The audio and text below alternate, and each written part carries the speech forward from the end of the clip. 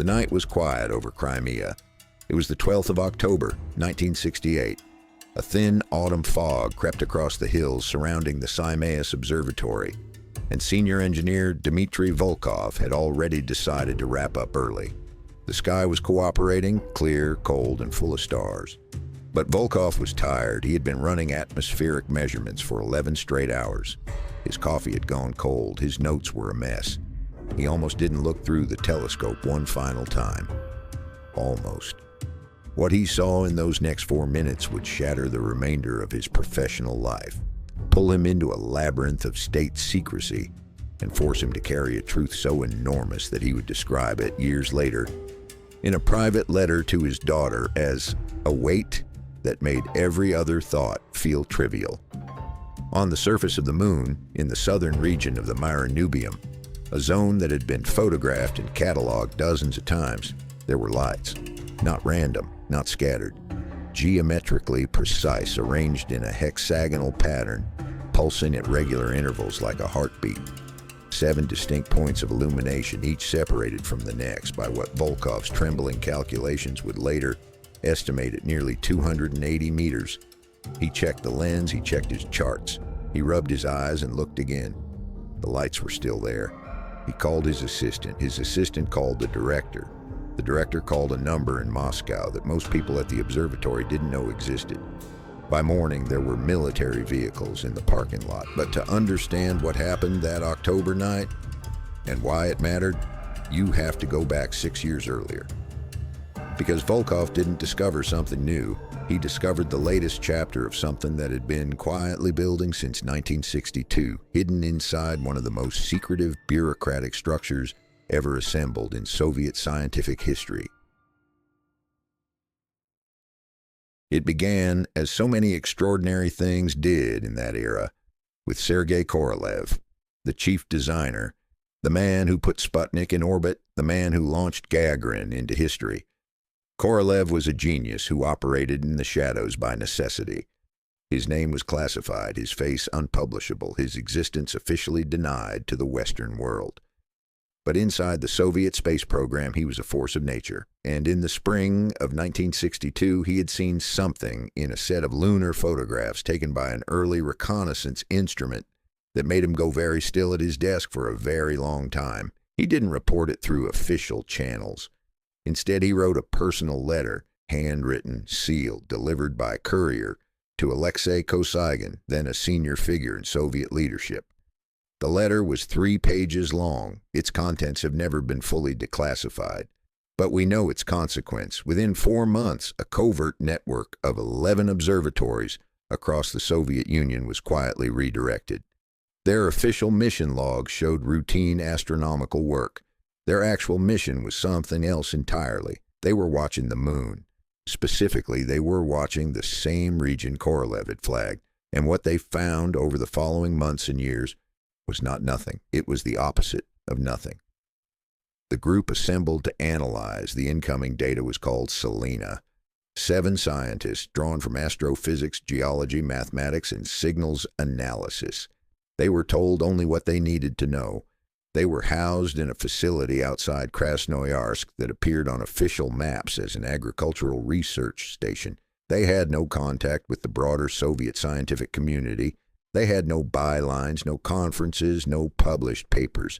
What they had was time, equipment, and 800 photographs, 800 images taken across 3 years from multiple observation angles under varying light conditions. And across those 800 images, the members of Selena cataloged something that should not have been possible according to every known model of lunar geology. Structures, recurring, geometric, consistent, not one, not a handful. A pattern of anomalous formations that appeared, disappeared, and reappeared in ways that natural erosion, shadow, or crater geometry could not explain. The group's internal report, drafted in the summer of 1965 and running to 147 pages, did not use the word artificial lightly. In fact, the lead analyst, a cautious mathematician named Yuri Baskin, reportedly refused to include the word at all in the first draft. He insisted on non-geological regularity, His colleagues eventually persuaded him otherwise. The final report used the phrase structures of probable artificial origin exactly 9 times. That report landed on a desk in the Kremlin, and the response was swift, decisive, and, in retrospect, utterly predictable for a system that had turned secrecy into an art form. In January of 1966, a new division was quietly established within the KGB. It had no public name. Internally, it was referred to only as Odell Sorok Sam, Department Number 47. Its mandate was precise: to monitor, collect, analyze, and contain all information pertaining to anomalous lunar phenomena, to coordinate with the Selena group, and above all, to ensure that nothing, not a single photograph, not a single data point, not a single conversation, escaped into the broader scientific or public domain. The program had a name, too, classified at the highest level, known only to a handful of people outside Department 47. They called it Krasnaya Luna, the Red Moon. And so by the time Dmitry Volkov pressed his eye against the telescope on that cold October night in 1968, the Soviet state had already been watching the moon in secret for 6 years. Already had 800 photographs, already had a 147-page report sitting in a vault, already had 7 scientists in a building that didn't officially exist. Volkov thought he was making a discovery. He was actually walking into the middle of a story that had been building without him for years. A story that was about to enter a phase that no one, not Korolev, not Kosygin, not the 7 members of Selena, had fully prepared for. Because the lights he saw that night weren't a geological anomaly. They weren't a trick of the lens, and they weren't passive. There is a particular kind of silence that falls over a room when intelligent people realize, simultaneously, that the rules have changed. It is not the silence of confusion, it is the silence of recalibration. The moment when every assumption you have built your career on quietly steps aside, and something larger, something without a name yet, moves in to take its place. That silence fell over Department Number 47 in the early weeks of 1969, and it never fully left. It had started with the domes between November of 1968 and February of 1969. The 11 observatories in the Red Moon network logged something that the Selena analysts had not seen in 6 years of observation: coordinated movement. The 7 luminous points that Volkov had recorded in October were not isolated. They were part of a larger system, a system that was, unmistakably, behaving. The word the analysts kept avoiding was responding, because that word carried implications that nobody in that Krasnoyarsk facility was ready to put in writing. What the data showed was this: across a span of 11 weeks, the 7 structures, now being referred to internally as the domes, though no surface imagery had yet confirmed their physical shape, shifted position in a pattern that was neither random nor geological. They moved in arcs. They paused. They regrouped. And when mapped across the full topographic survey of the southern Mare Nubium, their collective arrangement formed something that stopped every person in the room cold the first time it appeared on the projection screen.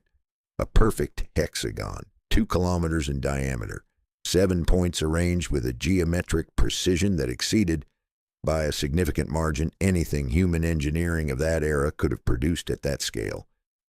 Baskin, the cautious mathematician who had once refused to write the word artificial, looked at the projection for a long time. Then he turned to the room and said, very quietly, "We are no longer dealing with a geological question." Nobody disagreed, but the domes were only the beginning. In March of 1969, the signals team at the Krasnoyarsk facility picked up something on a frequency that should have been empty. A modulated radio transmission originating from the lunar surface, repeating on a cycle of exactly 37 minutes.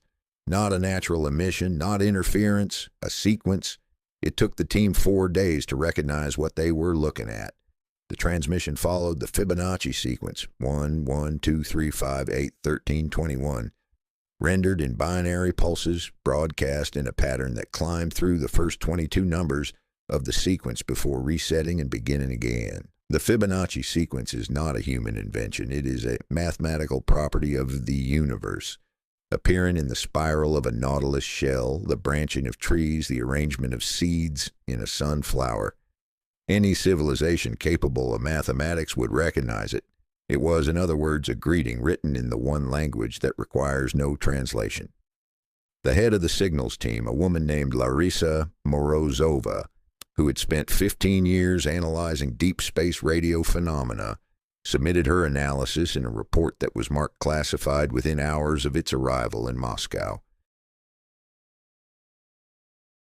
Her conclusion, stated plainly in the final paragraph, read, "The transmission is intentional, directed, and designed to be understood. Its source is not terrestrial. Its purpose appears to be communicative rather than operational. We are being addressed. And here's where the story becomes something more than a tale of Soviet secrecy, because the Soviet Union was not the only one who had heard it. Department Number 47 had, by late 1968, built a signals interception capability specifically designed to monitor American deep space communications. It was not the most sophisticated operation in Soviet intelligence history, but it was persistent. And in the spring of 1969, persistence paid off. What the interception team recovered were fragments, partial transmissions, enough to confirm what Moscow had already begun to suspect. The Americans had a program. It had a name, Lunar Prism. It had a budget of $80 million allocated across 3 fiscal years beginning in 1967. And it was, in its essential purpose, identical to Red Moon. The Americans had seen the domes, the Americans had heard the signal, the Americans were running the same race, reading the same data, asking the same questions, and telling the world absolutely nothing. 2 superpowers locked in the most consequential ideological conflict in human history had independently arrived at the same extraordinary secret, and both had chosen, without consulting the other, to bury it. The Cold War had produced many absurdities, but this one was genuinely unprecedented.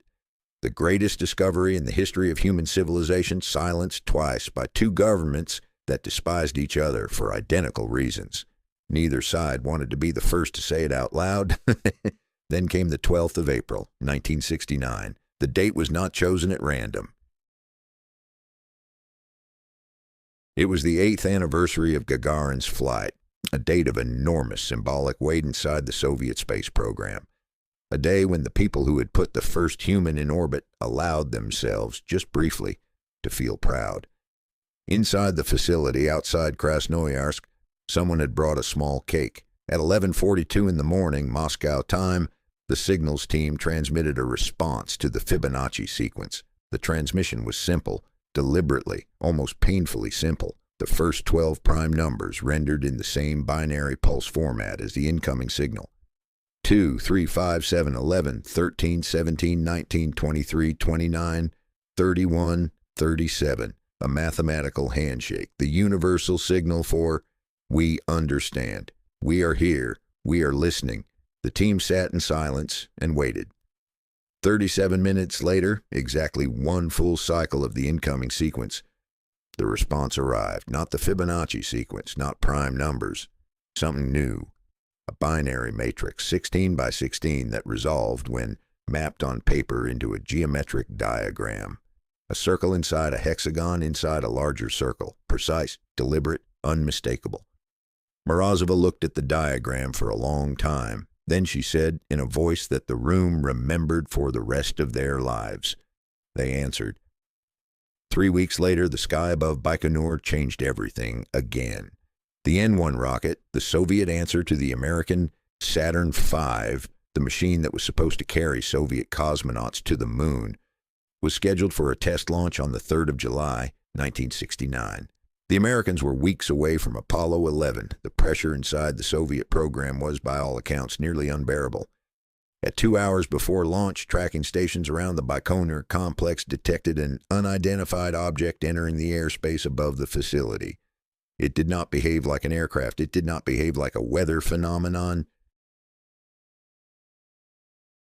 It moved in a pattern that the tracking team described in language that was later heavily redacted from the official record as purposeful and controlled. The object remained above the launch complex for 11 minutes. During those 11 minutes, every electronic system in the N1 preparation facility experienced simultaneous disruption. Instrumentation failed, communications cut out, the launch countdown, already in progress, had to be halted. When the object departed, the systems recovered. But the damage assessment that followed revealed something that the engineering team could not explain through any known failure mechanism. The N1's upper stage guidance components had been subjected to a form of electromagnetic exposure that had no identifiable terrestrial source. The launch was scrubbed. It would never successfully fly. The Soviet lunar expedition, the mission that was supposed to plant a red flag on the moon before the Americans arrived, was effectively finished that night above Baikonur. And inside Department Number 47, the analysts who had spent months debating whether the intelligence they were collecting represented passive observation reached a new and deeply uncomfortable conclusion. Whatever was on the moon was not simply watching. It was managing the situation. It had heard the handshake. It had replied.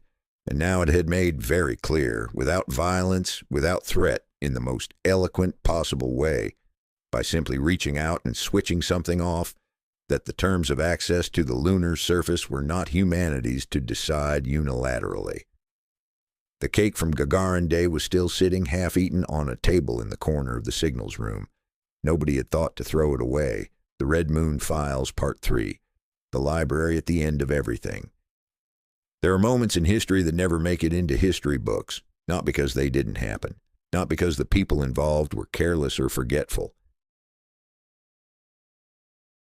but because the people who were there, the ones who saw it, measured it, recorded it in trembling handwriting on government-issue paper, made a decision together quietly in a room with no windows that the rest of the world was not ready, that the rest of the world might never be ready, and that the responsibility of knowing was perhaps more dangerous than the comfort of not knowing.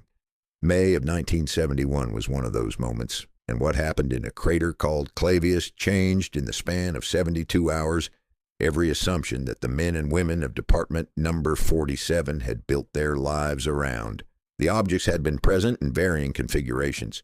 For nearly 3 years, by the spring of 1971, the 7 domes, the hexagonal formation, the 37-minute signal cycle that had continued without interruption since the first handshake in April of 1969.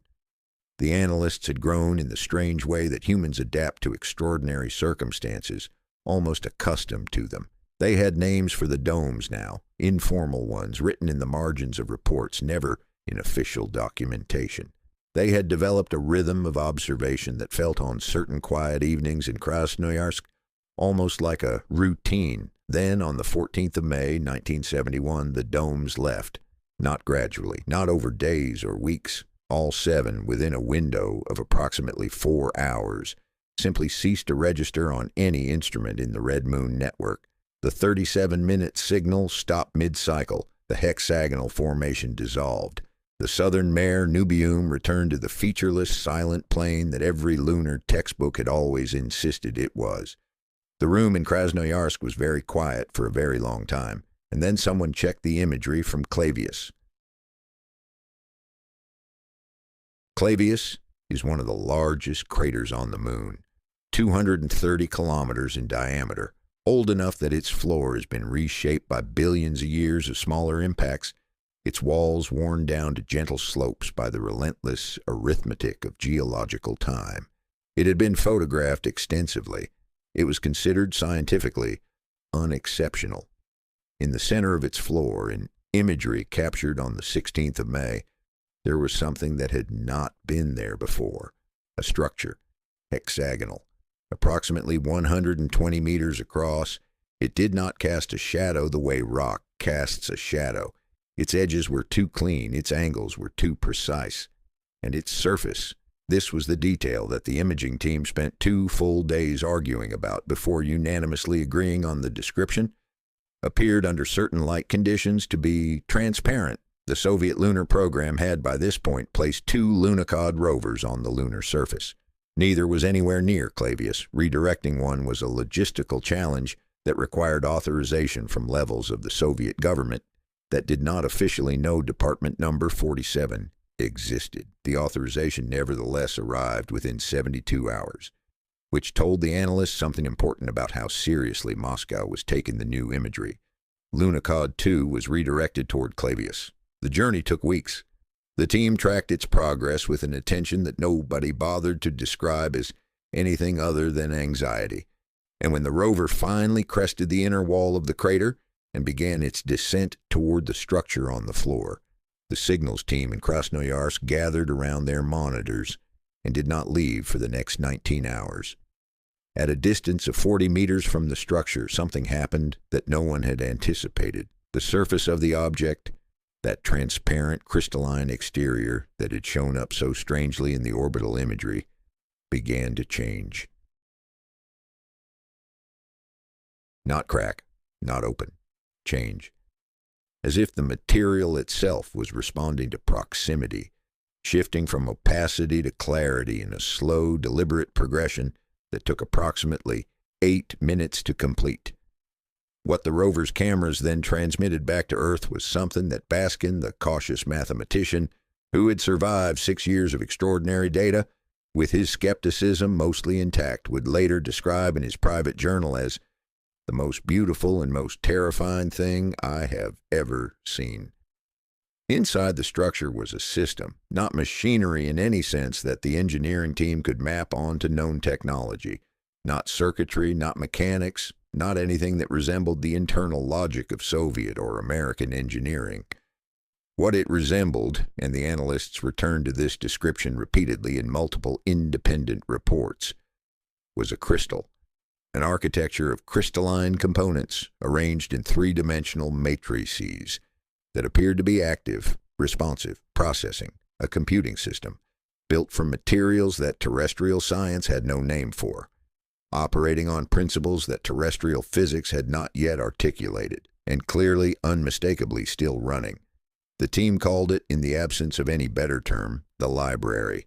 What the library contained took months to begin decoding. The transmission that began flowing from the structure into Lunar 2's receiving systems, apparently triggered by the rover's proximity, apparently intended to be received, was dense, layered, and encoded in a mathematical language that shared enough structural DNA with the Fibonacci communications to give the Selena team a starting framework.